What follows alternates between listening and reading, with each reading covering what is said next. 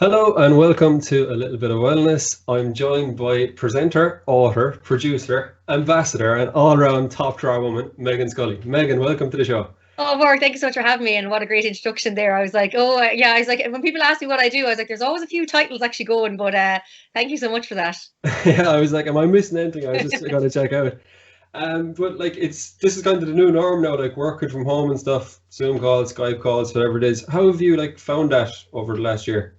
Yeah, so I suppose I joined the Limerick Post in 2019, and for that first year, pretty much, I was out and about in the going around Limerick City and County, and with my cameraman, and we were interviewing people everywhere and anywhere, and it was really good for us because it was just a great way to get out and to meet people. Now we also had a studio in the office, but we found it was nicer to go into places to interview people, so then we could say, oh, this is this venue and this is that venue, and it kind of let people come inside to maybe some buildings and places in Limerick they've never seen before. So it kind of was nice as well, because we were, while we might have been interviewing one person about maybe a song or a book or an event that was happening, we were also showcasing a venue. So it was kind of like two birds, one stone, and every day was just different, and it was just like lovely. I was constantly up and down the town, and if anyone's familiar with Limerick, like I was just, like Cian and I were always running around the place from to different events and just different work things and coffee breaks. So it was really kind of active, and I suppose like actually that back then, like my Fitbit was probably nearly 20,000 steps a day because you're just walking everywhere, Yeah. and I loved it because I'm a real people person and I love talking. So we just Limerick as well is really friendly. So you'd meet people along the way and you'd be having chats, and it was just really great. And I loved it. But then when lockdown hit, it was like, right, what are we going to do? We're going to have to move the show online. But initially, nobody really had used Zoom before, and it kind of for the Yeah. first weeks, it was a bit of a struggle to get, even for myself. Like I hadn't really used Zoom before. Then suddenly I had to learn how to use it, and then once I got that up and running, it did take a few weeks for more people to get used to Zoom. But then what happened was everyone then got Zoom and everyone got used to Zoom, and then people were ringing me being like, oh, can I come on the show now? I'm set up. I've got Zoom. I've got this, got that. So, and everyone adapted really well. But it's kind of at the stage now where I really miss like interviewing people in real life, and I miss that kind of the crack you have and The going. social aspect. Yeah, and like that's a huge thing now. I think that we're all really missing. While working from home has suited me in some ways, you honestly, I just think everyone needs that socialization. You need to be meeting people. You need to be having the crack in the office. You need to be going for coffee breaks and lunch breaks with people. And it's just something we all, even outside of office, even people who maybe don't work in offices, like it's really important that we get that human connection back, because that's what's really lacking for us. Yeah, 100%. I was just with one of the lads the last day. We kind of trained together, like it was social distance up in the pitch, and we met two of the other lads coming up training, and we hadn't talked to them about 3 months, and it's just amazing that conversation, how you get a real high off it. Like, it's such a difference. It is. And even I find I go out for a walk and I see someone I maybe haven't seen in ages. We're almost like we just cannot stop talking to each other. It's like, oh my God, Yeah. you're someone new. And even though no one's really been doing anything, just to see a fresh face that you haven't seen in ages. And then I find that as well. Like I find I kind of walk away and I'm like, oh my God, I don't believe who I just met. Or, I bumped into a girl that I know from Limerick, and since I've last seen her, she's had a baby and I didn't even know she was pregnant. So I Wow. was like, oh my God, I've got a baby. And she's like, yeah, she was, no one really knew I was pregnant. And then sure, we were in lockdown, and yeah, I have a baby. And I was like, oh my God, this is incredible. So it's like, but like we're missing those kind of milestones. We're missing Yeah. loads of different things in life. And we're like, I have loads of little cousins. I'm like, I haven't seen or chatted to any of them in ages. So yeah, it's been really strange. Definitely, 100%. And have you any kind of big plans for when we open up properly? Well, there'll definitely be a lot more staycations again around Ireland. Like my friends and I have said, we're just going to try see where we can get Airbnbs. And obviously a lot of stuff is already booked out, but we said what we're going to do is we're going to keep an eye on the weather. And if the weather is anything like any hot weather or just decent weather to be outside, we're literally going to like go on Airbnb and see what we can find. And like a lot of my friends now have moved home since lockdown, so they're scattered all around Ireland, and I'm dying to go visit like my friends in Sligo and Leitrim and Portlaoise, and they're dotted everywhere. So I think that's kind of what we'll all do, is we'll all kind of maybe do little staycations to each other. But that's the plan. And I do have accommodation booked in Galway for a race week. Now I know I can't go to the Galway races, but hopefully by then the plan is that things will sort of be open, or outdoor dining by then will be going. So at least the girls and I can be together in Galway where we all met, and just yeah, and just walk up and down Shop Street pretty much. That's it. It's a good buzz though. Like they were saying, like loads of race meetings and things. There was still kind of a buzz around the town wherever it was on. So like it surely by then it will be good. Like Hopefully, and hopefully by then as well, things will have changed, that they'll start letting some punters into the racetrack, even like just owners and trainers, and the real diehard racing goers, and I think hopefully that'll start happening with the GA and the rugby as well, because I know at Leinster are going to trial that testing to see if they can let fans in. So I think that's going to be huge for the game, because I think it's really important to have fans in there as well, and even for the players themselves, or even the horses. Like the horses miss the sounds. They really strange, because they're used to people cheering them on. So even for them, I know a lot of people think they're only horses. I'm like, no. Like, a lot of horses, like human athletes, play for a crowd, will run for a crowd. So a lot of them are going to be like, I'd say, found it really like winning a big race, and suddenly like, why isn't everyone cheering for me? I've just won a big race. Yeah, I know. I felt so sorry for it, especially at Cheltenham this year with Rachel Blackmore. Yeah. Joe, the place would have been absolutely buzzing, like, after everything that she did. It was such a pity that she missed out on that. Oh, and I'd say the roars and the crack for her. So I think hopefully she'll get a great reception when she's back out again, when crowds are there, because I think everyone's just going to be watching her. Yeah, definitely. And you've been to Cheltenham yourself. It's the holy grail for me. Any stories to share? I went actually in 2019. I think 2019 was my first year ever to go. And it's funny, as someone from a horse racing and horse background, I actually never got to Cheltenham before, and I don't know how, because it's right up my street. And my friends were going one year, and they're like, "Look, we've rented a house. Do you want to come?" And I said, "You know what? I actually am, because I've missed out so many years, and I just loved it. I loved the style. I loved the crack. I couldn't believe it was my first time. And then I was like, that's it. I'm going to come every year now until lockdown hit. So I haven't gone back yet. But yeah, so I went to my friends who've been a few times, who go to a lot of race meets. And one stage, my friend brought me onto the track for the cross country. They let the crowds onto the track. Yeah. So we went on, and we were on the middle of the course, and I was like, this is amazing. So then we stayed back, and we were taking photos on top of the drains and the ditches, and like, obviously we were in dresses and heels, like totally inappropriate for walking on grass and on fences, but we were like, no, we're not missing this opportunity. So then I got chatting to a guy, and he said he was like the course or grounds manager. So we got chit-chatting to him, and then we were taking more photos. Then he was telling us loads of stories. So we were like, that's great. And then next thing we turned, we're like, probably should go out now, because they were getting ready for the next race. And then next we turned, and everyone was gone. Like, everyone was gone back into the stand. And we were like, oh, okay. So we went to walk out, and then they closed all the barriers. So we were stuck behind these big barriers, and the two of us were like, how are we going to get out of here? And I was like, oh my God, they're going to, the camera is going to pan on us now, and we're going to be those two literally trotting around Cheltenham racetrack in high heels, couldn't get out. And as eventually we got out, and by the time we got out, I remember there was muck all over our shoes, and we were laughing. It was great crack, and it was just one of those kind of fun experiences that I've loads of photos and videos, and we were live, we were putting up videos the whole time, and we just had great crack, and met loads of people. I forgot how many Irish go there, and met neighbours and met friends, and yeah, it was just a really special moment. So I'm just looking forward to getting back again.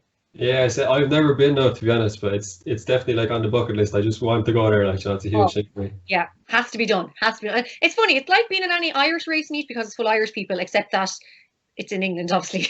Yeah, and it's Cheltenham. Yes, exactly. So just we spoke around about lockdown previously, take me back to lockdown 1. You brought in the Meghann mix on your Instagram. Now obviously when you were in Spin South West, you had the Meghann mix going there and the radio show. So kind of what inspired you to bring the Meghann mix back, and in that scenario? So when the lockdown hit, and my show and all my work went online, but at the time there wasn't really much stuff going on, and I edit and produce all my own content, and then suddenly I was like, okay, I don't actually have content to produce now, because at the time there was nothing happening. So I was like, well, I want to keep myself upskilled, because also there was job uncertainty at the time. Nobody knew what was going to stay going, or who was going to be let go, or was I going to keep my job? And then I was kind of panicked about that. So I said, right, I need to kind of stay creating content to keep myself active, because I find I'm the kind of person that the more I do, the more I want to do. Whereas if I have nothing on at all, I can just fall really behind and get really kind of lethargic about things. Whereas I was like, if I stay going, I'll keep the momentum going. So I set up the Meghann Mix blog, and just basically was documenting my days and my time, and it was very samey, I guess, because it was me working out, me going for a walk, me going shopping, me cooking. So I was trying to mix it up as best I could by adding a bit of extra content. So just a way that I could edit my own videos and kind of upskill as well, and maybe to pick up some more editing skills and tools. And it was just a really, really fun thing. And again, it was just to keep myself preoccupied. And now I'm not sure if many people were dying for the release dates of my videos, but it was just something to kind of to tie myself over. And it's actually funny now, they're starting to come up in my memories, and I'm like, oh my God, actually I can't believe that was a year ago. So it was good, and it was worth my while, because work, as I said, had quietened down. But then as work got busier, I was able to I finished up the series as well. So in that sense, it was good, and it kind of gave me a bit of purpose every day to to film things, and to actually as well not get dressed up, but just to kind of make a bit of an effort and not just be sitting in my pajamas all day long. Yeah, I was just going to say that, like, as in, it might have been even more beneficial for you so than actual the viewers themselves, because it kept you kind of occupied. It gave you something to look towards each day, and it gave you kind of a structure. Yeah, and it's kind of what the stuff I do. And I think then as well, I was able to upskill, and then now I'm producing all my own content and I'm producing all the Limerick Post Show content. So it's great because I'm able to. I've gotten really quick at it now because of that. So now I can turn around a video really fast, which is, I guess, what nowadays it's the thing, people want content fast. So in that sense, it did actually benefit me, and it's great then because now if anyone else needs videos done for them, I can shoot and I can edit for them. So it's kind of just something I can add as well to like maybe in the future if there's someone that comes to me and wants to pay me to make videos, I can do that. So yeah, it was great for me. And I think I suppose my mom loved it because she was getting to see what I was doing in Limerick, and then my friends I suppose as well. It was probably a lot of BBC were let go initially at the first lockdown or weren't working. So I think it was just maybe something to look at if they were bored. Definitely. Like you spoke about editing videos and stuff. I remember editing my first podcast. It took me like 9 hours. And now I'm like, yeah, I know. I'm like, okay, I can do it in 3 hours. It's grand. It's fine. It's such a difference. Like when you get kind of used to it and doing it, you actually become okay at it. Like. Yeah, and then you'll find then more you do, the quicker you'll get at it. And then suddenly you'll be flying them out the door, and it's like, oh, this is great because I've to edit interviews for my radio show, and it's like now I can just really quickly go through them because now I've gotten, I've just picked up the editing skills like that. So it's kind of, it all like just, I suppose practice makes perfect, really. Yeah, trial and error, exactly. And like regards lockdown and stuff, was there anything that you found really difficult about it? A lot of people have had difficulties in lockdown, they've struggled to cope with it. Was there anything that stood out for you that was really difficult? I suppose initially the loneliness was kind of, because I said I'm such a people person, I'm so used to constantly meeting people, so I did find the loneliness. But then I kind of love studying myself, and I also love looking into why I feel a certain way. So when I was feeling lonely, I was like, okay, right, you're lonely because you're not seeing people. If you stay like this, you're just going to get lonelier. So you need to tackle that. So then I just found ways to tackle my loneliness so I could no longer feel lonely on my own. And like things like meditating and keeping myself busy, like having the vlog and things to do every day. And then I found I was able to tackle the loneliness. And it's just as well with, I suppose then there's a few friends and I, and we made we have a special bond. We made an effort to like phone call, like bring each other once or twice a week or FaceTime each other. And we made sure we stuck to that because you can easily like stop calling people and, go to WhatsApp and just then suddenly stop WhatsApping them. So for us, it was very important to keep up the phone calls. And like we've all kept that going now, even though we're all back to work and things are sort of getting back to normal. But our phone calls are really important. And I think that's something that, has really stood to me. So I guess in some ways, not that I was lucky that I kind of didn't struggle so much in lockdown, but I think maybe when first lockdown hit, I was probably so busy that maybe I needed a break without realizing I did. So, and I took that time. I remember thinking, you know what? We'll all be back to normal at some stage, and we'll be thinking, why didn't we make more of this, like, less busier lifestyle? So that's what I've done. I really embraced the lifestyle I have now, and I really enjoy it now. Saying that, I can't wait to get back out again. But I know when I look back on this time of lockdown, I'll know that I made the most of it. And I think that's what's been important for me. Yeah, 100%, definitely. Like, if you have the kind of mindset that you see everything, like embrace things, like, so this is the challenge, but if we can make the most of it, it really stands to us. So it's a great mindset to kind of take. Yeah, and I think it's really important. I think mindset is hugely important. I guess for me, a lot of my biggest battles would have happened in my earlier years, in my teens and in my 20s. So I think by the time lockdown came around, I feel like I'd faced a lot of my demons, and I'd also done an awful lot of work on myself, like self-help, a lot of self-compassion, a lot of self-love work. So by the time lockdown came around, I think I had a lot of tools in my like mental health toolbox that I was able to use. So probably maybe I didn't struggle as much as people I know. Like some of my friends really struggled, and like a lot of them, as I said, were calling me for help because they knew that I kind of, I guess, was handling it quite well. And I know there's people probably listening and who are really struggling right now and are probably thinking, oh my God, like why, like, and I sometimes when you're really struggling, it's hard to hear from someone else that maybe isn't. Yeah. And and I absolutely empathize with everyone that's struggling right now. And what I always say to my friends, I've said to a lot of people this year, like, you should use this time to work on yourself and just spend some time with yourself and figure out what you do really like and what you don't really like, and maybe what areas you want to work on and improve on. And I think this is a really great time and space to do that. Yeah, definitely, 100%. That was really well said. So you spoke there about in your teens that you went through the most difficult times kind of your life. So just take me back to 2005. Your brother Marcus, when he was 18, he sadly passed away. What was that like for you? How did you, like, how was that time like? So we would have been a very much so like my brother and I were great friends. We obviously he was my first right friend that I ever had, and we were born in Dublin, and our parents separated when we were about 3 and 5. So Marcus very much so became the man of the house from a very young age, and was very protective of mum and I, and always kind of was like took up that, I guess, that nurturing and protective role as pretty much straight away. And all through my life then he was very protective of me, but we also got on really well together, but he also was quite strict with me. So I guess with dad not being around, Marcus felt the need to be the strict one, whereas mum would have been much more relaxed and laid back with me and with her parenting, whereas it was Marcus that was probably the strictest influence in my life, but in a good way. He made me study, he made me play sport, he he's just very good like that, but he was also very caring and empathetic as well to me. And he just, I suppose, growing up then when he was a teenager and I was in national school, it felt like there was a huge age gap between us. And then when I got into secondary school and he was still in secondary school, then we kind of became really good friends then, because I suppose I was growing up and I was no longer kind of a child. So yeah, things were getting on really well. And I just remember at that stage in my life, I was getting ready for my junior cert and he was in leaving cert, and we had our mocks, junior leaving cert mocks, and he came home early. He was in boarding school, and I remember that weekend we'd like usual plans. He just turned 18, so he was like able to legally go out. So every weekend he'd come home, he'd have arranged something with the lads, and that night they were planning to go into Galway City, and he bought a new shirt, and like it was all really exciting. I suppose when you turn 18 and you're suddenly allowed to go out, it's like a big deal. I was horse riding with dad that weekend, and I had plans then to go over to my friends. There was like a youth club in Kinvara that youth club, we'd all meet up and just hang out together. So because we were all at that 15 awkward age where we couldn't really go out and we were too old for discos. So that was our plan for the weekend. And so then that Friday night, just everything changed.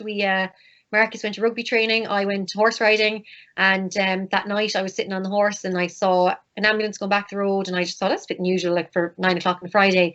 And by the time I got home, we found out there'd been an accident, and then it turned out that ambulance was heading towards Marcus. And our neighbour as well, who sadly passed away on impact, he was driving the car, and he was our next door neighbour at home, and Cahill lost his life, I said, instantly. But Marcus didn't. Marcus was brought into hospital, was walking and talking initially, and then went in for surgery. But as the hours went on, he had a lot of internal damage, and he lost his battle then on the 5th of March at 1:45 in the morning. So we were all there in the hospital. My mum comes from a big family of 11, neighbours, friends of his, friends of mine.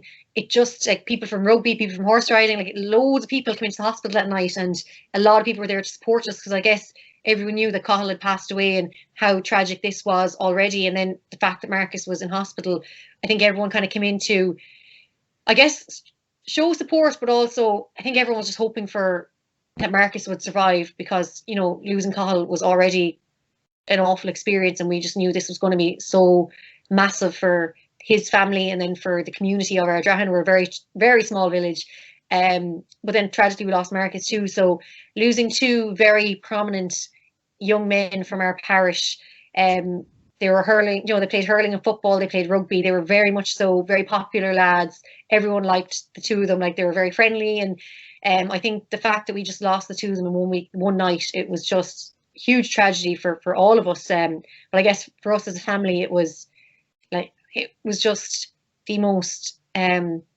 shocking, awful, traumatic, sad, angry, terrible time. Like, my mother and father were absolutely inconsolable. My mother would just cry all the time. Like, I actually sometimes look at her like, I don't know how you still have tears to cry. She would cry through the night. She would cry everywhere we went. We couldn't go. If we left the house, she'd cry. If she met someone new, she'd cry. And Dad was really angry. So Dad was just constantly angry all the time. So I was kind of between the two of them. Dad lived only a couple of miles away, so I'd spend weekends with him and I'd be with Mum during the week. And for me, it was very much so trying to juggle the two of them, because they were, obviously in such a bad way. And I then couldn't express my grief, because I thought, well, I have a really sad mother, I have a really angry father. I need to be strong for them, because and as well, I felt pressure to give them hope, because they lost Marcus, but I kind of was like, I'm still here, and I'm enough as well. Maybe can I be enough to help you both, because they were in so much pain that I just wanted to be able to cure them both and to help them both. But obviously you learn about grief as you get older, and as time goes on, is that everyone goes through different stages and phases, and you know, everyone has to deal with it themselves. Like, it's a very lonely process, grief. Even though when you think about it, you're never actually alone, because people are grieving every single day. People are sadly dying every single day. Families are dealing with this loss and this tragedy. But it just feels so lonely, and you can't comprehend when you are grieving that everyone else is suffering too, and that's what's really difficult as well, because you just think you can't turn to anyone, but in actual fact there's loads of people to turn to if you just look around and ask for help. So yeah, it was just a great, like, but I think back now at that time, like, there's so many memories that are really strong in my mind, like his funeral, Robbie Williams' Angels being sung in the church, all the Garbly guys in their uniforms being up around the church and carrying out the coffin and the flag and the jerseys, and just really, really strong. So like, when I think back to 2005, sometimes it just feels like only a few years ago. And then when I think, oh my God, we're actually in 2021 now, I just can't believe so many years have passed as well.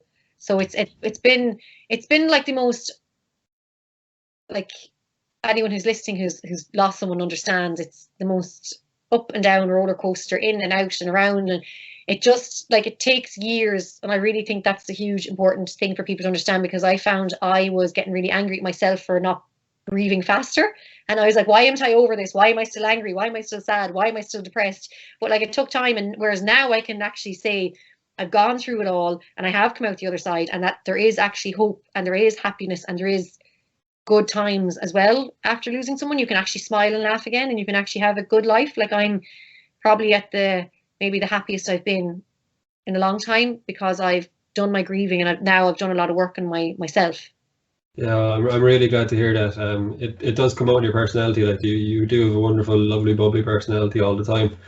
But like, something like that would have crippled most people, and 18 months later, your dad sadly passed on as well. Like, I just cannot imagine how difficult that must have been for you and your mom. Could you even comprehend it at the time, or what was that like? Yeah, so Dad, Dad was very angry for a long time after Marcus's death, and I think he'd been in and out of hospital since he was 18, so I think he felt very outdone by, like, how come he'd cheated death so many times, like how Dad had survived, like, triple heart bypass, kidney transplant, major heart surgeries, and major, like, he did huge stints in hospital. I think he'd been given his last rites like a number of times throughout the years by priests, because he was dying, and he never did, and he always pulled through. And I think the fact that Marcus only, was in his first ever accident and died.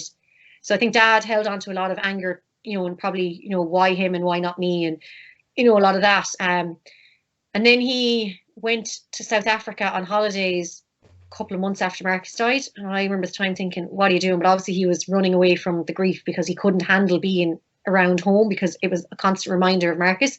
So he left, and he went for a 2-week holiday and ended up staying for a couple of months. And I was like, Dad, like, you coming home? And he was just like, no, I'm just going to stay a bit longer. So I was like, okay, fine. And eventually he came home, and I remember he came to see me, and he, like, bought me, like, gifts in South Africa, and he arrived into the door, and I just looked at him, and I was like, what has happened to you? He just, like, looked like a shell of who he was, and he just looked weaker, and you could just tell, I could still see all the pain. He obviously hadn't dealt with any of the grief in South Africa. Instead, I'd say he just tried to ignore it. And I think then what I've noticed with grief is that when you ignore it and try push it down, it can come out in sickness. Like, I would have gotten an awful lot of chest infections after Marcus died, because I was holding on to the grief in my chest, into my heart, and it turned into chest infections. And that's apparently like a known thing. Like, Mum would have gotten chest infections, but it's the grief can form into an infection in your body, because you're not releasing it, you're not getting it out there. And I remember thinking there's something wrong with me, but it was just, I think it was because I hadn't cried. Like, I didn't cry at all. So I had all those tears trapped inside me, and it came out in a chest infection. So Dad had gotten sick and gotten worse. And then he went into hospital that Christmas after Marcus died, and he just didn't really come out again. And then in March, it was Marcus' first anniversary, and we as a family were like, Dad will never miss this. Like, my dad used to, like, nobody should do this, but Dad used to check himself, sign himself like out of hospital because he'd want to go to like a horse show, or he'd want to go racing, or he'd want to go to something that was on, our party. And I was like, Dad, you're in hospital. I don't care. I am not missing it. And I'm like, and let you off. Dad was very much so his own person, and his funeral song was Frank Sinatra, I Did It My Way. So he was very much so did it his way person. But you know what, looking back, he had a great life. So that's what he wanted to do. But yeah, so he never came to Marcus' anniversary. So then I knew then this is serious, because he'd never, like, that was a huge moment, and he didn't come. So then that summer, he just kind of came in and out of hospital, and anytime he came out, he was weaker and weaker. And then eventually that summer of 2006, he went into hospital and never really came out. And then on the 12th of August in 2006, he passed away, and he passed away during the night as well, almost to the same hour that Marcus died. And it was the night during the RDS Horse Show, which was his favourite event, and it's what we went to every year together. And it was between the Puissance and the Aga Khan, which are his two favourite international competitions. So we're kind of like, oh, you know, you did it your way, Dad. Like, you went during the horse show, your favourite competitions. And then we found out the next day that they held a minute silence for him in the RDS. So he would have loved that. So I think when I heard that, I was really happy, because I was like, that would have been Dad all over. But obviously then suddenly people started to hear, and then, you know, everyone started ringing and texting, because everyone had heard that he had passed. And yeah, it was just, I remember the day he died. I remember that maybe I'd been in hospital with him all that week, and I was in hospital that night with him, and I held his hand when he died. And I remember then being driven home to my mum. Mum was at home in her home house, and she opened the door, and it was about maybe 6 or 7 in the morning, because we'd been up all night with Dad. And then she just opened the door, and I was like, I just went, he's gone. And I just walked in, and she gave me a hug, and I just was like, I'm going to bed. So I just went to bed then. And I remember then sitting in the sitting room floor the next morning, just sitting on the floor, and people are ringing and texting the house. But I just was like, I remember just feeling very numb. And then my stepdad, I remember he came in to me, and he was like, I'm very sorry to hear about your father. And I was like, yeah, it's grand. Like, I remember just thinking, I can't believe this happened. It was just shock, because I was like, I haven't even dealt with my brother's death, let alone process that my dad was dying. So yeah, just a very, very numb, surreal experience. Yeah, I can imagine, because like you were 15 when your brother sadly passed, and then you were 17, nearly 18 when your dad, like you're going through enough changes at that age as it is. You've exams to do. Like, it must have been literally, like, how did you focus to get through school? Because like a lot of people wouldn't have been able to manage that. I think when someone dies like that in such a tragic time, and especially during your teenage years, as you mentioned, are very like hormones and school and subjects, and just there's a lot going on anyways. Yeah. I think I had two choices, and I think it was either go down a self-destructive bad road, as they say, throw away my education and literally go off the rails, which I think a lot of people were watching out for, like my family especially, and I think teachers and my friends were very much so keeping an eye on me, because and if I did go down that road, it wouldn't have been surprising, and I don't think anyone would have blamed me. But I think everyone was very much so keeping an eye on me, because everyone was very nervous that would happen, but also they were there for me if it was going to happen. But I just knew that Marcus was a massive influence on my life, and he made me study. And I remember when he'd come home with weekends from Garbally, he had a timetable made for us, because he was studying, he wanted to be a vet, so he was studying all the time around the clock, but also sport was very important to us. So he would come back and he'd be like, okay, so we're studying in the morning, and then we're going to go out and play puck around, and then we're going to come in and have lunch, then we're going to go back studying, then we're going to go out and like kick the ball around, then we're going to come back in and study, and then you can watch TV.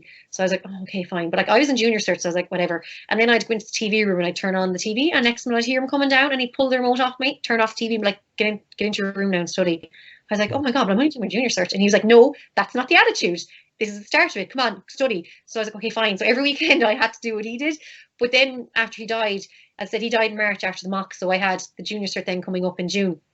So for the first few weeks, I didn't really do anything. I just sat in the classroom, and I wasn't even there. And to be fair, the teachers actually said to me, they're like, and my first secondary school was an all-girls convent, which was very heavily focused on education and getting A's and B's. And, you know, if you got a C, it was kind of like, come on now, pull up the socks. What are you doing wrong? So it was very like textbook heavy. But the teachers all said to me, they're like, Meghann, you don't even have to listen. I know you're here. Don't take part. We will leave you out. And then after a few weeks, I was like, I know the answer to this. So I suddenly then started putting my hand up and started getting involved. And the teachers then were very much so like, yeah, if you want to get involved, you know, be my guest. But equally, if you ever want to just walk out of the classroom, walk out.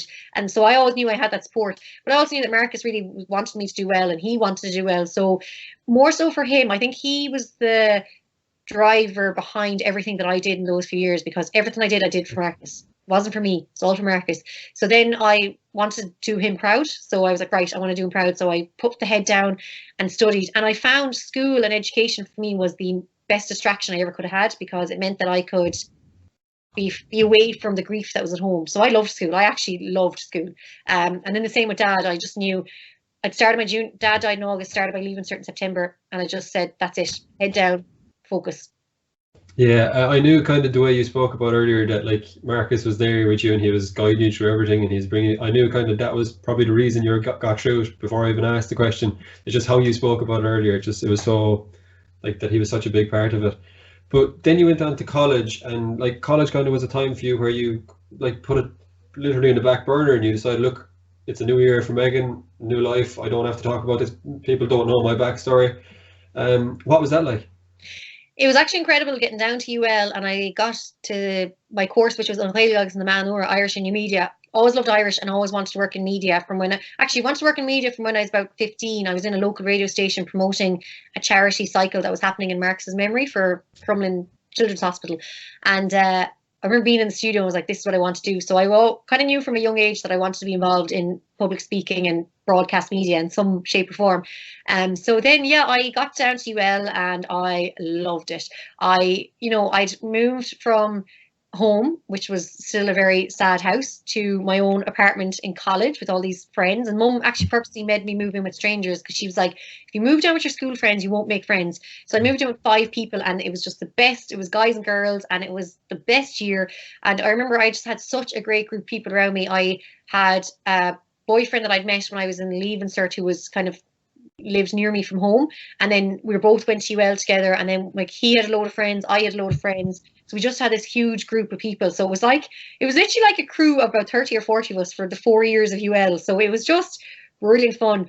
We all were, well, most of us were mad for going out. Those who were playing GA or sport used to be a bit more disciplined, but those of us who didn't play sport and didn't have anything to do, we all had great crack. And for me, UL was just the most fun, exciting. Like if you ask anyone that I knew in college, they'd say that I was just out all the time. Like every night out, you would probably meet me. And I had a friend, and we were like each other's yin and yang, so we were constantly out together. So if you met one without the other, it was like, where's the other one? Yeah, it was like, where's the other? I was like, oh no, she's gone to the toilet, or no, she's actually just over there. But it's so funny. My friend and I in college were so in sync that like we always knew where the other one was without looking. It was really weird. Like everyone used to laugh that her and I probably had a stronger relationship than my actual boyfriend at the time, because her and I were just completely in sync, and we just got on so well. So we great crack, and that was the 4 years finished up, and yeah, and it was great because, as you mentioned, I didn't have to tell anyone my story. Like nobody had to know that I had all this tragedy, and I thought it was great. But little did I know that when I left the room, when my mum moved me down the first day, when I left to get something or go to the bathroom, she told all the housemates and their parents my story. So my friends that I've come back friends with from college now in Limerick, she was saying she remembers my mother telling them all, and they were all like, oh my God. And all their parents were like, keep an eye on her because she's gone through a lot of tragedy. And my friend was like, yeah, but like, she was like, my mother every weekend used to ask me, how is Meghann? How's that girl? And then she was like, she's fine. She's like party animal. She's life and soul party. She's loads of friends. She's like, she's fine. She was like, she's like, actually, the rest of us are probably struggling more than she is. But it was only, I suppose, really what I was doing. I was just masking all the grief and I was pushing it away and I was ignoring it all. But also, I have to say, those 4 years, I feel like Marcus and Dad, in a way, gave me a break. They were kind of like, okay, look, we'll give you these few years. Enjoy yourself, but you're going to have to deal with this at some stage. But I thought if I ignore it for long enough and just, like, I always knew the dark cloud, it was always there. I could always see the dark cloud of grief. And I know people talk about the dark cloud with depression. For me, it was the dark cloud of grief, and it was always going to be there. But I always kind of felt like if I just didn't look at it and kind of kept turning away from it or walking away from it, that it wouldn't catch me. But like everything in life, it always catches up. Yeah, and like obviously then you went on to do your masters, and that's kind of when things got a bit difficult for you.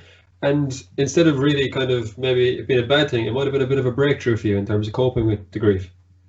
Absolutely. And I started that master's in journalism because I wanted to be a student for 1 more year, because 4 years wasn't enough. I wanted a 5th year. And also I was like, you know what, I want to go into journalism. So I was like, maybe having a master's wouldn't be a bad thing, to go further again, because you know, Ireland, the media industry is so small. So maybe if I had a master's on top of that, it might make, you know, help me in my job hunt.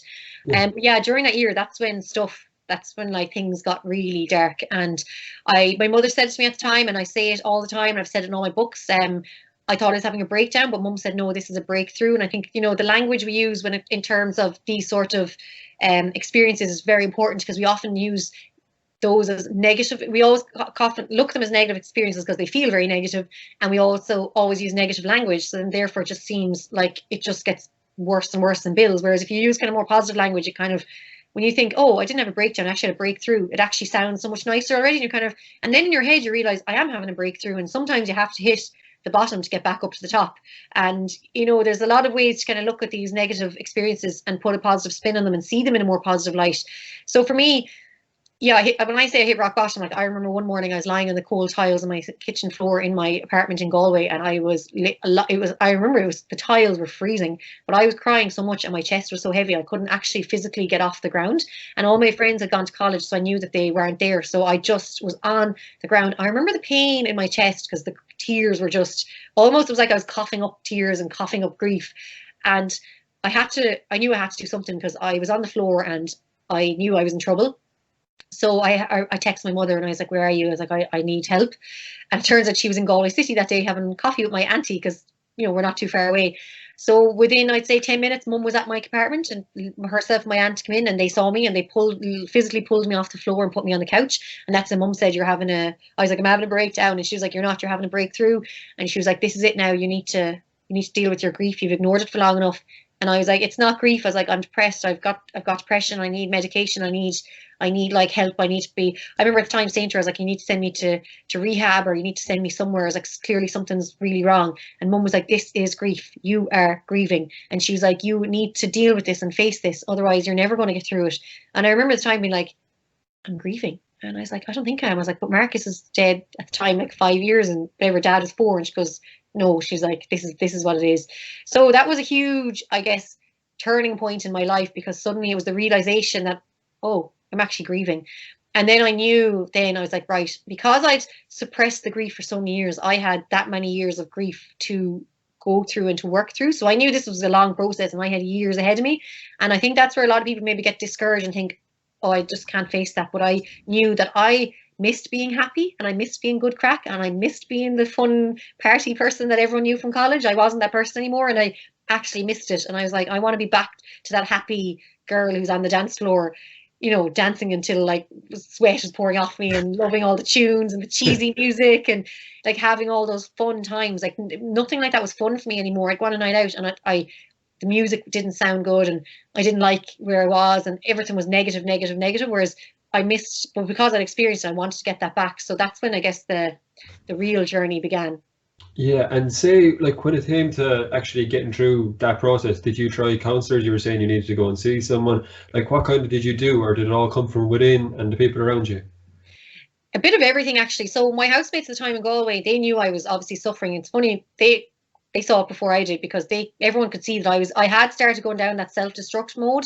And the girls one day, I never forget, we're watching Home and Away at lunchtime, as you do in college, and the girls like, right, come on. And I said, what? And they're like, we're bringing you to the counselors, college counselors. And I was like, sorry, what? And they're like, yeah, no, come on, now is the time, you need to go. And the three of them were looking at me like, you have to go. And I went, okay. So I went into the counselors on campus, and I was there maybe for like an 8-week stint. But I remember being there, giving out about everyone and blaming everyone for my sadness and my pain. So I wasn't at the point where I was ready to talk about me and inside, because I still didn't recognize that. But I suppose being there and getting into the mode of being a counselling was always going to be a good thing. Even if I felt like nothing good came of those sessions, it was still walking into a counsellor's office and booking an appointment and talking to someone. So that was the first kind of big stint then. And then eventually Mam found a counsellor for me that she knew from Galway from years ago, and he was amazing. And I remember when I went to him first, I was like, oh sure, look, we'll see, I'll just go because Mam wants me to go to counselling. And oh my God, it was incredible. And then I realised at that point that I needed a male counsellor, because I'd lost my brother and my father, the two most important men in my life at the time. And it was the lack of the male figure in my life that I was missing. So that's what I needed for counselling. I could, at least when I was talking to a man, I was in some ways seeing my father and my brother. So I was able to really kind of dig deep. So I did some sessions with that man for a couple of weeks, and it was just incredible. I did a lot of, like, my mum would have sent me to a lot of alternative healing. I've done Reiki, I've done like massaging, I've done acupuncture, I have done all of those sort of healing sessions as well. I've been to mediums, I've been to tarot readers, I've been to like Reiki masters, pretty much everything. When I kind of started down that road, I was like, I will try anything. And I did. I tried everything and anything. And I have to say, I got something from everything. And, you know, I really strongly believe in alternative healing and alternative medicines, and they really worked for me. But also going to the counselor and therapist who had years of training and practice also benefited me. Going to the medium was really transformative because I was able to reconnect with Marcus and Dad. Like, there's so many different people I went to see that all played a massive role in my healing process, and everything was just brilliant. And I think as well, when you're going through tough times, you have to be open to trying different things. Like, you know, acupuncture may not work for someone else, but you never know until you try. Yeah. You know, it's all like, I've done generational healing where I've gone on a day with a group of people, and we've gone through generations of healing back to our ancestors, because we carry trauma from our ancestors, and that was hugely powerful. So, you know, I will literally try anything. I will give it all a go. So yeah, there's been a lot of counselling, a lot of therapy, a lot of reading, a lot of writing. I was always a writer anyways. That's not something that just started when I started grieving. I was always writing diaries as a little girl. So that's massively healing as well. Talking, exercising, fresh air, nature, animals, everything. Definitely. And then, like, it literally led on to you ended up writing your book, Broken Love. So when did you actually decide, oh, I want to write a book about this? It was actually probably not long after Marcus died, because a lot of books were sent to my mum about losing a son and grieving, and a grieving mother and everything. So when mum wasn't looking, I kept trying to read her books, but they were like, they're written by therapists and psychologists and psychoanalysts and everything. So I was like, the language, I was like, I don't know what these words mean. Yeah. And it completely was like gobbledygook and gibberish to me, and I had no clue. So I remember saying to mum then one day, like, I'm going to write a book for young people that's written by me from the heart, just about a teenage girl who's lost her brother, because I need, and it'll be written in pure, simple language that anyone can read, because I was like, I don't understand those books. Someone was like, yeah, you know, you should do it. And then obviously after Dad died, I was like, oh God, wow, okay. I was like, I really need to write this book now at some stage. But obviously I couldn't just write a book, because I hadn't gone through it at that stage. But I was constantly writing all the time throughout those years of grief and loss and tragedy and therapy and the ups, the downs, everything. I wrote it all down. And then when I had moved back to Limerick and started working in radio down here, my mum was actually producing books at the time, local history books. So I just one day went with her to a meeting, and I was just about to move to Limerick, and I was chatting to to Book Hub Publishing, and they're from Galway as well. So I had said to them, I was like, look, I kind of have an idea for a book. And they're like, yeah, what is it? And I told them, and they're like, yeah, let's do it. So I said, okay, look, can I have a bit of time to start my new radio job and find my feet and get settled, because, you know, it's a huge job for me. So they're like, yeah, absolutely. And I just kept in contact with them all the time. Like, I'm great friends with them now. And then the opportunity then was kind of coming, and it was like, right, we need to get this book going, Meghann. So I was like, yeah. So then in 2018, I got all my diaries together, and I ended up publishing my first book, Broken Love, My Journey Through Loss and Grief. And it is so raw, so vulnerable. You know, there's nothing soft, and like, it's very much so from the heart, and it's very, you know, to the point. And it's very dark in some parts, because that's what it was like for me. And, you know, I think it's really interesting hearing back from people who read it. So obviously all my friends and family would have read it to support me, and, you know, all found different areas and things about me they never really knew. And then a lot of people obviously were grieving read it, and it resonates with so many people on so many levels, and that was the aim of the book. And then, you know, I said it was for teenagers, but then the amount of people of up into their 90s that have read the book and have found it so such a relief to them, because I think maybe there's so many people out there that never actually grieve, that spend their whole life ignoring the grief and just, you know, not actually expressing it, and then get to like their old age life and then suddenly realize, I actually never grieved for my child or my husband or my wife, or and then they've read my book and they're like, oh my God, like, if, you know, if this was only around when I was younger. And, you know, a lot of people go through life and never resolve grief, and I think if you never really resolve grief, you're never going to get to really enjoy life. And I think that's a huge thing, because, you know, and I do say this to a lot of people, like, I genuinely, and I've just said it already, I'm genuinely really very much so happy in myself now. And I spent years living for Marcus and living for Dad, but I had to stop that because I had to start living for myself, and that's what I've been doing now in these recent years. And everything I do is for myself, and it's just been a really kind of rewarding and fun experience. Like I try make I try have fun every day if I can. I'll try make sure that every day is something happens in the day that just makes me smile and makes me happy. Yeah, but how important was it to put pen to paper for you? You spoke that you wrote in your diary all the time. Like, how significant was that in getting over all the grief and the loss?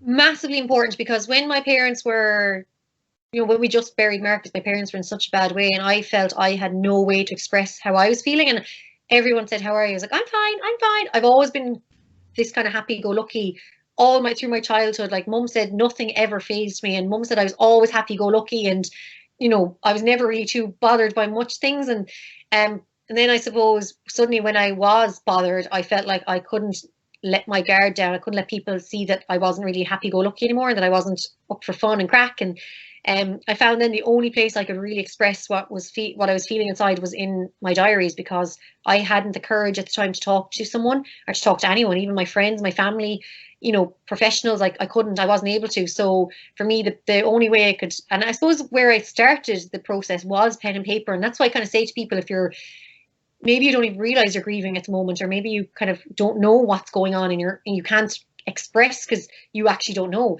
If you start getting a pen and paper out and just go with it, just see what comes out. Like, don't even plan to write, just literally let your brain go, or your heart, and see what comes out in the paper, because you actually be very surprised, because suddenly you'll write something and then you'll read it back and you'll be like, oh, hold on, and then a light bulb will go off and you'll be like, oh wow, this is what's causing this emotion, and this is what's causing that emotion. And I never realized that. And sometimes when I went through therapy, I actually had to dig quite deep, and I had to go back to my childhood from when I lived in Dublin, when my parents separated. And I never would have thought my parents' separation bothered me at all. But when I went to therapy again, I actually realized that it massively affected me, and that I was still harboring and holding on to a lot of pain and emotion from my parents' separation, even though I was only 3 years old. So, I was a toddler. And a lot of people say, oh, children are resilient and children are great and children bounce back. But in actual fact, children hold on to a lot of things, and it couldn't come out in later life and when they're adults, and then suddenly they don't understand, because they think, well, that was from my childhood. I was a child. Why would that affect me? But, in actual fact, I think a lot of stuff that happens in our childhood can massively affect us in our adulthood, but we just don't recognize it. Definitely, yeah, I definitely agree with that. And you went on then to write a second book since very recently, A Little Pocket of Love. Now that takes kind of a different stance. It's more on self-care based off the law of attraction. What inspired you to actually go about writing a second book? Was it always in your mind to do it when you wrote the first one, or did it just come out of the blue? I've always continued my writing. I still write an awful lot, and I always wanted to bring out another book, because I think Broken Love is very much so about me and my story. And while people resonate with it, you are reading my story. You are literally stepping into my life. And, a lot of few people have said to me, my really good friends, like, oh God, sometimes I wish I maybe didn't read the book about you, because it's so open and honest. But I think, I want to bring out something that maybe other people, because a lot of people actually will say, a lot of my a certain amount of my good friends haven't actually read my book. They bought it to support me, but they didn't actually read it, because some people aren't ready to read it. People aren't at that stage of their life where they maybe can read it, because it is quite emotional, it's quite heavy. But I know they'll read it when they're ready, but that could be another 10, 20 years down the road, and that's fine too. But I want to bring out a book that was maybe for people who maybe haven't recognized maybe grief yet, or maybe people who don't realize, or maybe people who need to start this journey of self-care and self-compassion and self-love.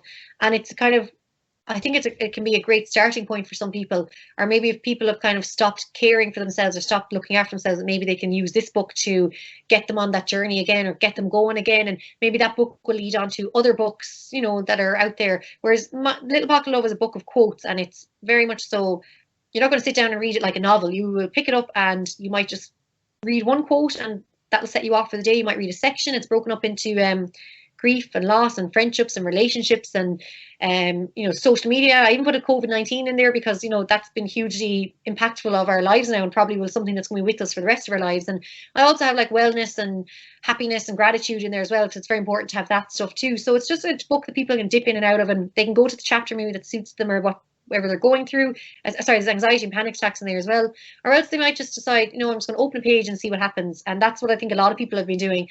So that's been a really good book and experience, because that book's not about me. That has my name in the front, and that's it.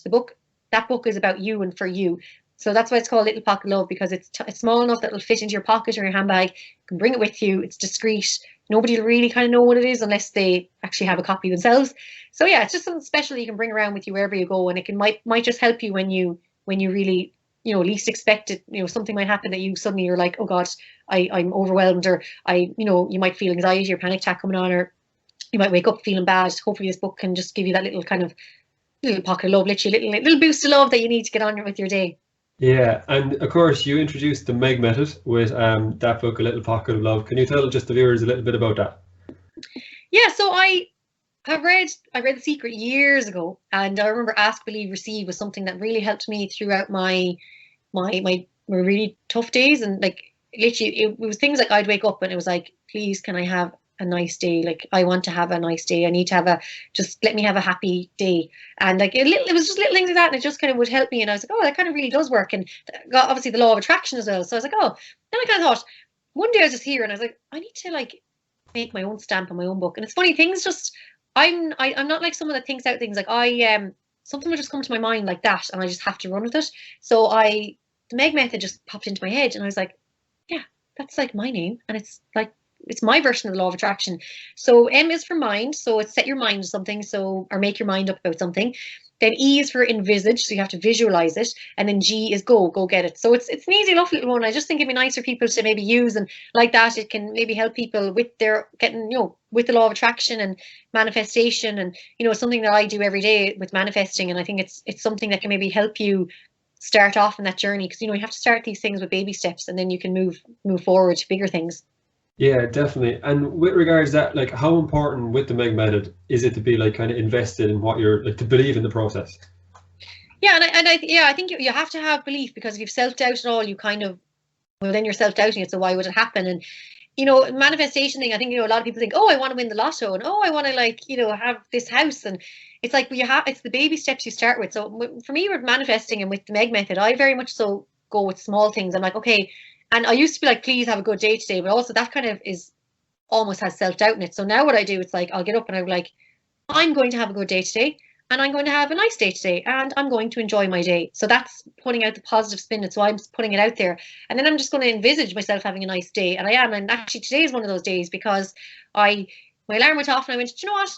I don't need to be anywhere today, so I'm going to hit snooze, and I'm going to wake up, or I'm going to snooze for a little while, and I'll get up when I'm ready. And then I knew that we were recording this after a while, so I got up and I had breakfast, and I did a bit of work on the laptop, and I actually got a workout done as well this morning. I was very productive, and like that, I just kind of was sitting there, and I was like, I feel like I want to do a bit of exercise. And then a girl that I follow on Instagram that I know, it just buzzed on my phone was going live, so I was like, oh sure, she's doing a live workout now. So I just did a live workout, and then we recorded this, and then after this I'm going to do my food shop, and then I'm going to come back, and I know this doesn't sound very exciting actually, but I'm going to clean the apartment, which is I actually really enjoy cleaning and like scrubbing, which is, I don't know why, because when I think back, it's a funny thing that I love doing, but I love cleaning. My mother would love you. I know, I love it. I just find she loves it. So my plan today is literally go do a food shop, come back and scrub the apartment, and I'm so excited about it. And then it's nice weather, so I'm planning on getting clothes washed, because I'm like, they will dry in no time. So very much so adulting today. But like, I love the sound of this day because it's just relaxing. It's a very relaxed day, and I'm just going to enjoy it. And then I'm going to sit out in the balcony with a cup of coffee as well, and I'm just going to enjoy what's around me. I don't have to do anything major today. So I think this is very important for people to have these days that are just chill. Yeah, definitely. And of course, this morning too, I noticed on your Instagram you're after starting something with regards to your new book, Mindful Mondays. Talk to me a little bit about that. Yeah, so this is something I was kind of thinking I need to kind of do something with the book again, because I guess I launched it, sold it, promoted it, and then kind of got a little bit quiet again. I was like, oh, I actually must give this a little boost again, because my books are timeless and will always be there, but it's kind of, you have to kind of keep it in people's mind as well. So I just last week was like, Mindful Monday. Yeah, that's it. And I was like, right. So what I do now for Mindful Monday, actually, that post that I put up, I actually had written it last week, because it came to my mind. I said, right, I'm going to do this now. But I was like, it was actually last Monday night I thought of it, but I was like, no, it's too late now. And I was like, don't just launch something without putting a little bit of thought behind it. So all week long I was kind of working on it. So the whole idea is I literally grab Little Pocket of Love.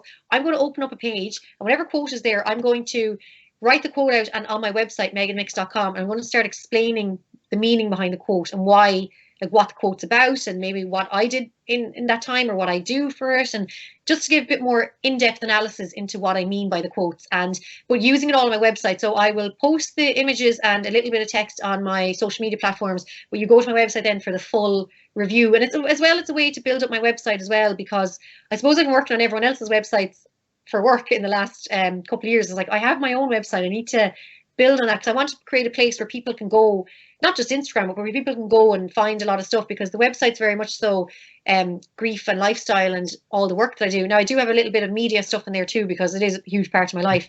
But yeah, so Mindful Mondays now is going to be happening every Monday for the next few Mondays. It's just literally, as I said, a little quote from Little Pocket of Love, and just to give people more insight, because maybe some people haven't bought it and aren't sure about it. This might give them the they might decide, you know what, I actually really want that book, or else they might decide, no, it's okay, I'll just read the quotes, it's fine, that she shares. So guys, just a little quick reminder, meghanmix.com is the website, and I'll pop it in the description anyway to make sure people can get to it. So I actually have a quote for you, and I want to see, can you remember who it's from? Okay. The longevity is in realism and real life. Any ideas? Longevity is in realism and real life. Ooh. Eckhart Tolle? No. Is it close to home? Yourself. Yeah. I was like, did I say that? Because I was like, that sounds that sounds really good, but did I say that? Yeah, no, we had I don't know how long ago it was maybe 6 months ago or more, we had a conversation. It was about authenticity or something like that, and popularity, and you said to me, she was like, go by this, the realism, the longevity is in realism in real life. Yeah.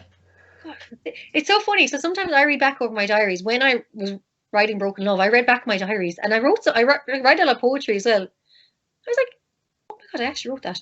It's funny. My mind is very, I guess all our minds are very powerful, but I can get this idea in my head, or I just need to write. Sometimes I just have this urge where I need to write, and I get a pen and paper and I just start writing. And like that I was saying earlier to people, sometimes you don't know, you just put the pen to paper and see what happens. And I do that. And then sometimes I write stuff and then I'll put it away, and then I'll come back to it a while later and I'm like, oh wow, that came out of my head.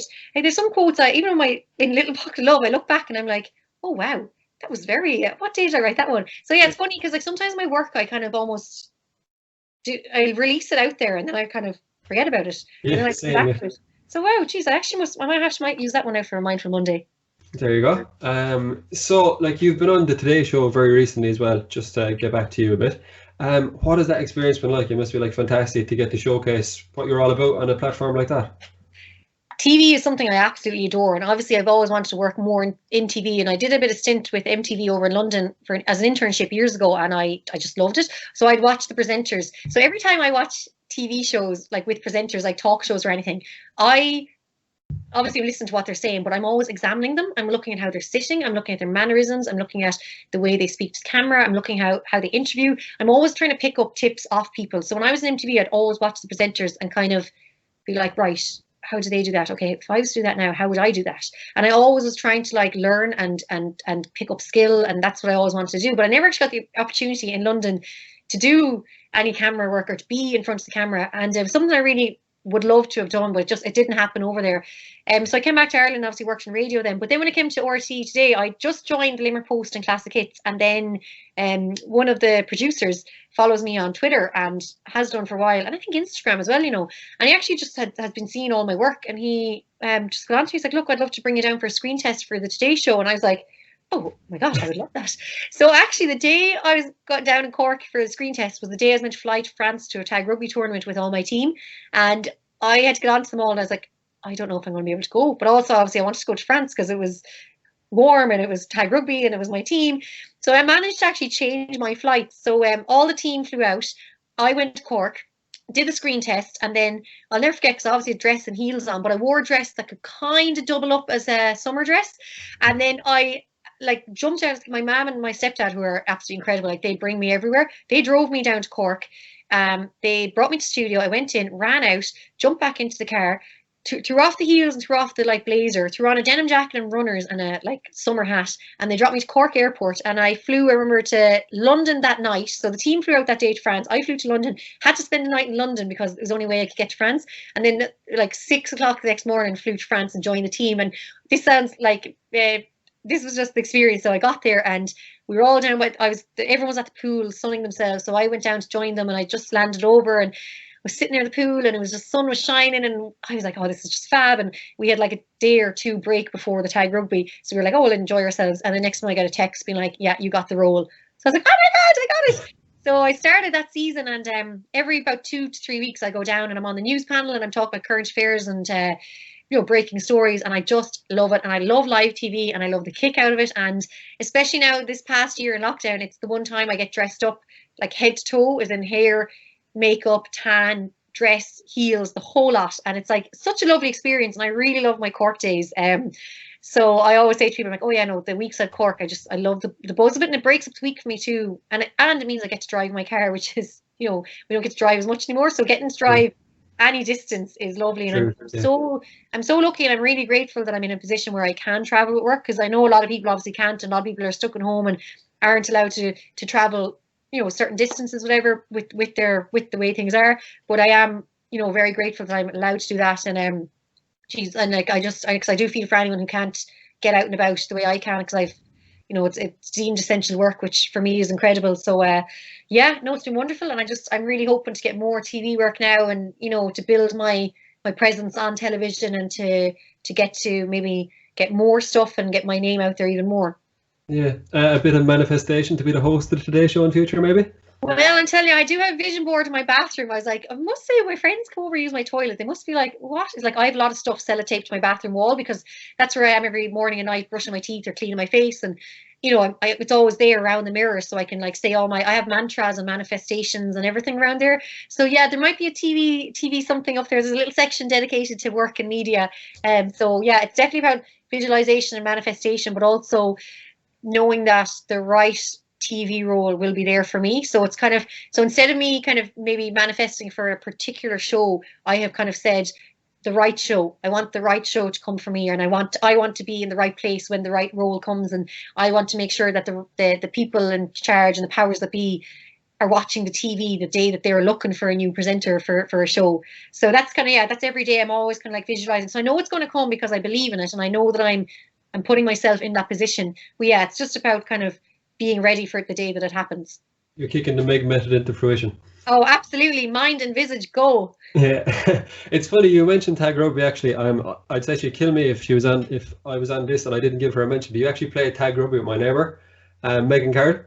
Oh yeah, Meg, sure. That's fun, because we're in the same team, so it's funny because it's like Meghann and Meghann, and it's like, I was like, we're going to have to either use surnames here, or else you're going to have to call her Meg and me Meghann, because the two of us, it's just going to be like, it gets really confusing because someone says Meg and I'm like, oh no, I'm Meghann, she's Meg. Yeah. She's actually doing great for herself. I haven't seen Meghann in ages actually, but she's doing great for herself. It's good. Oh, tag rugby has been the best thing ever. Yeah, it looks that way. You like seem a real kind of tight knit kind of community kind of spirit going on. Yeah, we do, and we've a great team. Like I'm lucky and I'm delighted. I'm on the Limerick ladies squad, and we've created just a bunch of girls out of that, because to practice playing for Limerick and to get some kind of ball time in, we travelled to a few tag rugby tournaments around Ireland, and we entered as an all girls squad, because that's what we were trying to do and build up experience. And one time we were at a game and a guy was like, oh, come on, you have to beat them, they're just a bunch of girls. So we were like, hey, excuse me.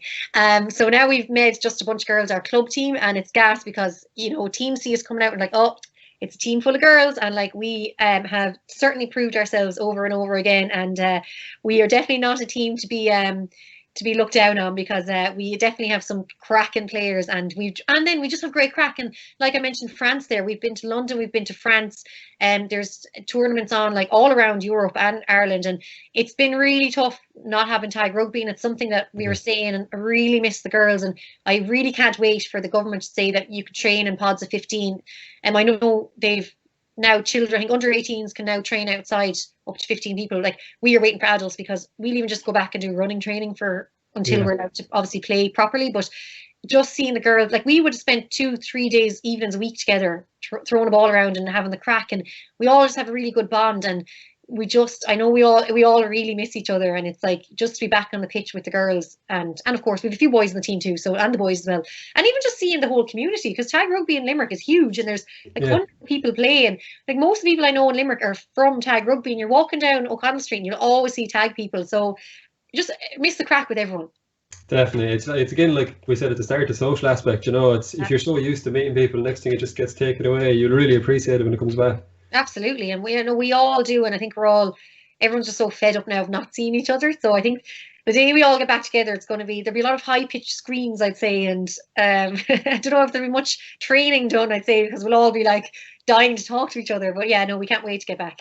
Definitely. And with just kind of people that would be good influences in your life, you spoke about Marcus a lot and your mom and things. Audrey Hepburn, she's someone you really have taken kindly to, and a lot of us have. I love one of her quotes. Nothing is impossible. The word itself spells I'm possible. That's my favorite one.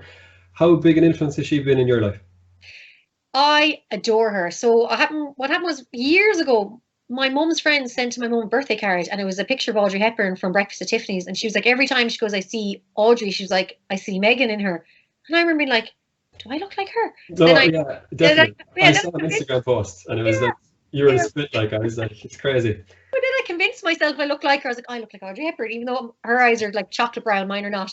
But I just then kind of fell in love with her, and then I just got loads of memorabilia from her, and I have this amazing book at home that has everything from her life story, and she had the most incredible life. And I even have like a copy of her birth cert. Like, that's how much I'm super fan of it. I have done an Audrey Hepburn inspired photo shoot, and I have this black dress at home that's a vintage dress that my aunt had, and it's years old, but I call it my Audrey Hepburn dress. And actually just recently Mum was like, oh, I found the Audrey Hepburn dress, do you still want it? I was like, yeah, ma'am. I was like, it's Audrey Hepburn dress. It looks like the Breakfast at Tiffany's dress.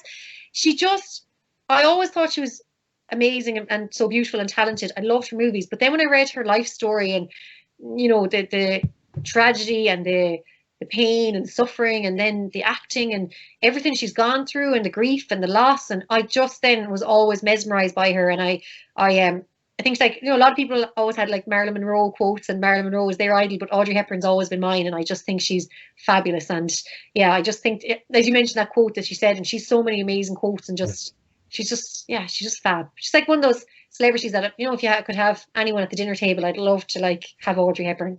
Yeah. Could you think of another couple off the top of your head? It's actually a really nice question. I often ask people. Who would you have? Yeah, so I definitely have Audrey Hepburn. I'm trying to think now, who else who would I love to chat? Oh, I'd love to sit down with Eckhart Tolle, because I just think I love his work, and I've listened to a lot of his stuff. As well, Oprah Winfrey, because I love her books and her podcasts, and I just think she's so fascinating, and she's met so many people. So I think Eckhart and Oprah. Now, as I said, I've listened to their podcast together, so I always feel like I've kind of sat to dinner with them, except just I've not been there in real life. But yeah, I love the two of them. And there's some other writers. I'm looking over at my books now to see. I also love Mitch Albom's books, and I've read most of his books, so I'd love to. They're all pretty much authors, actually. I've read all their books, so I think that's why I'd love to sit down with all of them, because I think they've all incredible minds, and they've all had incredible experiences, and they've put pen to paper. And I guess maybe being an author now myself, I understand that author lifestyle. So yeah, I think they'd be my top ones, and three of them are alive, so Audrey would be the only one that we'd be bringing from the afterlife. We can use a resurrection stone and be all good. Exactly. So, like, we're near kind of the end of the show now. Thanks so much for coming on. But I've one little kind of segment I did before Christmas on my own Instagram. It was the Walsh Weekly, it was called. And I have 3 questions here, just 3 random questions. The first one is, has technology changed our lives for the better? Technology can change your life for the better if you use it right. Like, here we are on a laptop with our microphones plugged in, and my laptop is charging.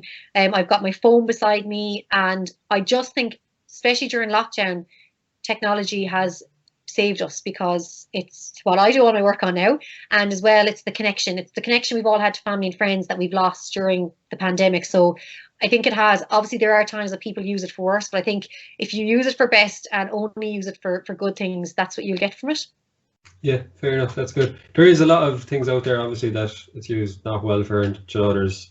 We'll probably get onto that in a minute, but I'll go on to the next question, because it'll probably actually bring that up. But do you feel safe as a woman in society? this is obviously something I think that's really come to the fore in the past couple of weeks and months. And, you know, we've heard a lot of stories, and it's like, you know, being a woman, you can't walk home at night and you have to be careful, and you always have to be safe.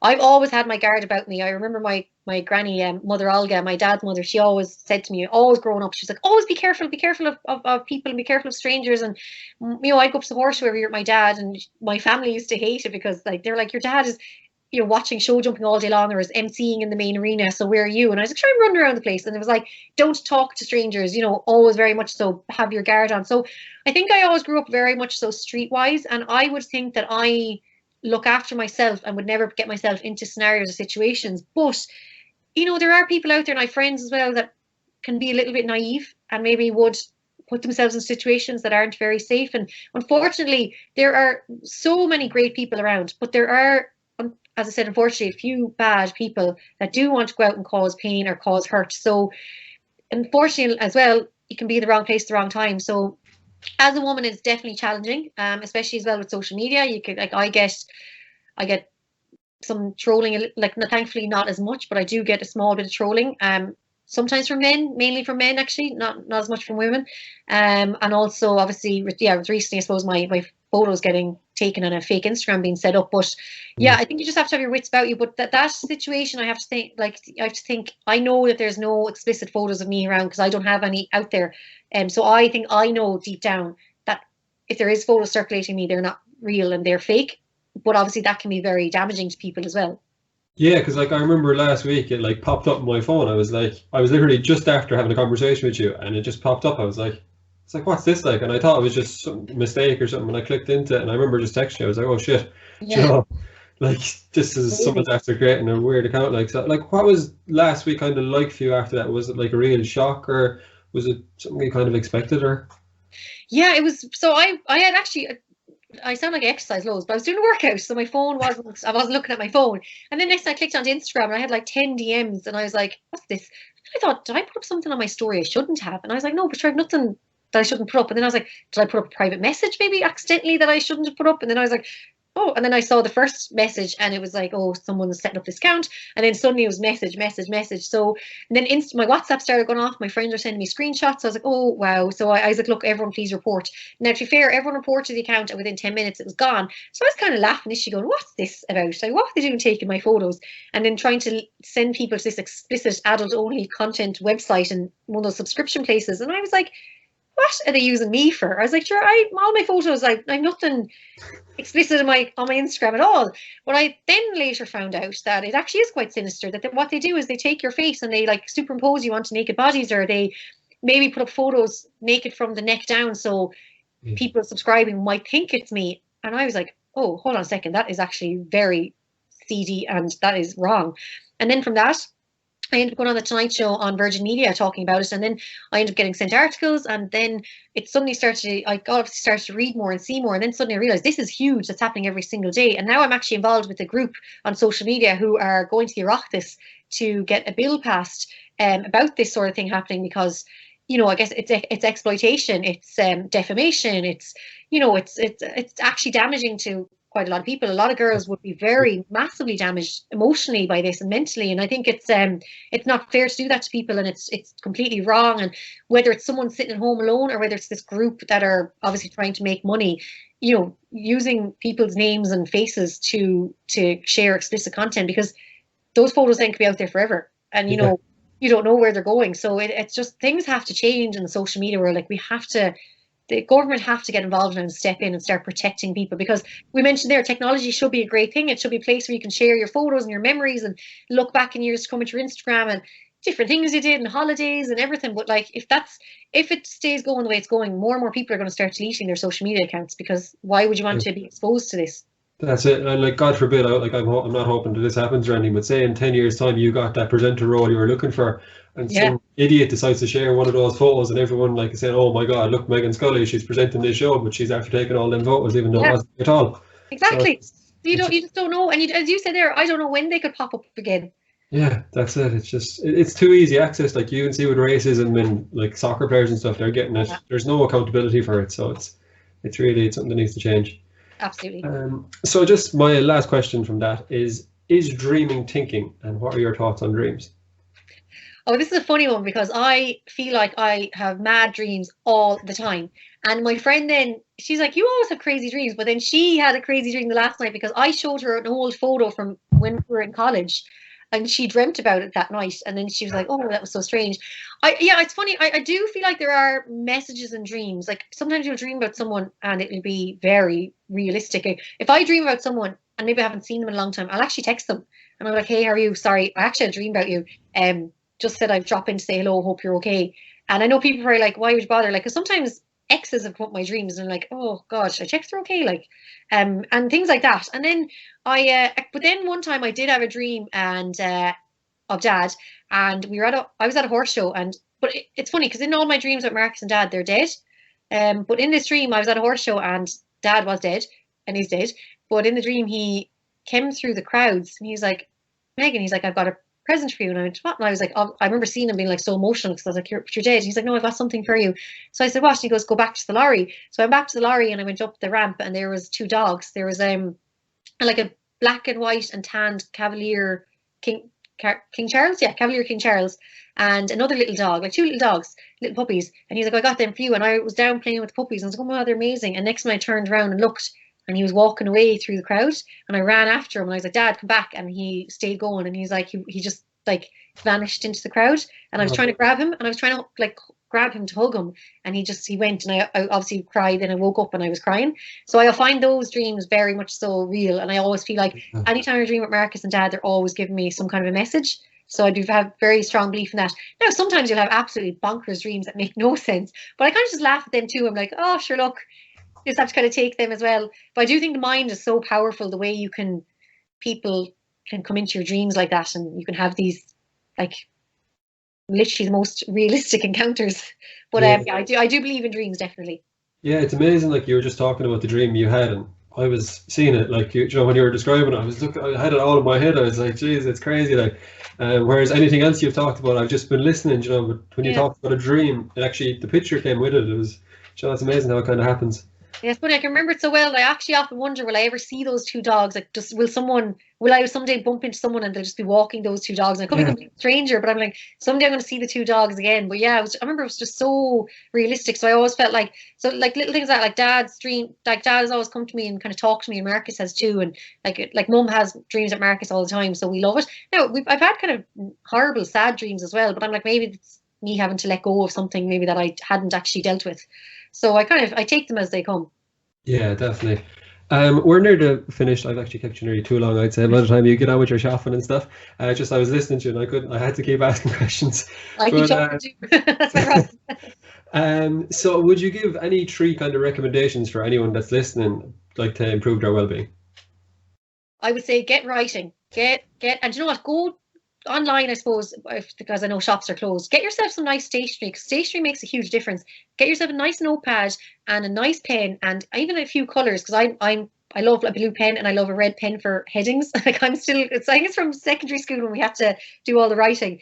But get yourself nice stationery and get yourself a nice pen and paper. So and start writing. Make time to write. Like, people think you have to like do this big kind of ceremony. It's like, no, just sit down for a second, grab pen and paper, and even just set aside a couple of minutes. It doesn't have to be. You don't have to write for hours. You might even just write one sentence. So start with writing. That would be my number one thing. Number 2 would be get outside. Get out for a walk and don't wear headphones. Don't listen to music. Have a mindful walk. And I do mindful walks. And when I do mindful walk, I usually wear something more like jeans and a jumper, and I don't wear a tracksuit, because I find when I have like gym gear on, that to me that's exercise and that's fast walking and that's running. Whereas when you wear like a casual outfit, that for me is my mindful outfit. So I'll stroll, I'll walk closer and like listen to what's around you. Like if you're by water, listen to water. If you're trees, birds, dogs, cars, trucks, planes, whatever's around you, be mindful of what's around you. And also, like when you're walking, look at things, like look at the color of walls, or look at things you see in the road, or the leaves, or the birds. Just kind of notice things. I think we've kind of lost touch. Like an awful lot of people go out with those noise cancelling headphones, which absolutely scares the life out of me, because I'm like, you don't hear the traffic. And completely like music, and it's like, that's just putting noise into your head. Try just have a mindful walk, and as well then you're getting out into nature, and I think that's so important, because you need fresh air and you need oxygen, and also movement is so important for the body. And thirdly, I would seek professional help. And I know it can be really hard, but there's so many great websites out there now. I think BetterHelp is one that I've come across recently that you can sign up to. And I just think try a counselling session, because if you're finding you can't talk to your friends and family, talk to a stranger. Because like I know over the years, I'd be on a night out and I'd meet a stranger in the bathroom or in the chipper, and suddenly I'd pour my heart out to them or they'd pour their heart out to me. It's like, we're complete strangers. We don't even know each other, but we've absolutely just said all this stuff. And it's like, we obviously have to get it out. So talk to someone, sign and do it on those websites first, because that website gives you an option of doing a phone call if you're not comfortable doing a Skype. But I would try and go meet someone in real life when you do get the chance. So that's my top 3: writing, getting out in nature, and talking.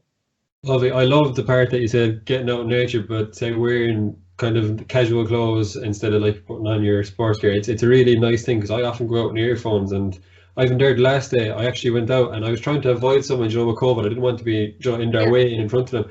I stepped out onto the road, didn't even think about music blaring in my ears. Next thing a truck just passed me. I was like, oh my God. Yeah, it's scary, yeah. Yeah, it's amazing how it works.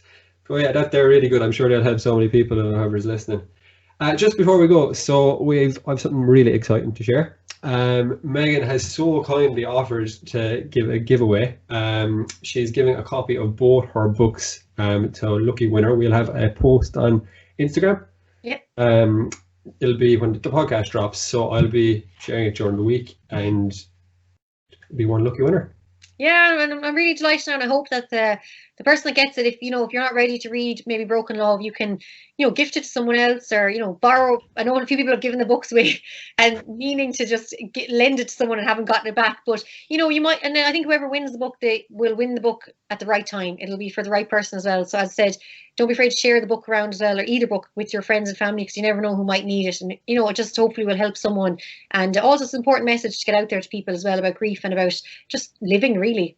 Yeah, and normalizing it as well. Absolutely, yeah. It's a big part of it.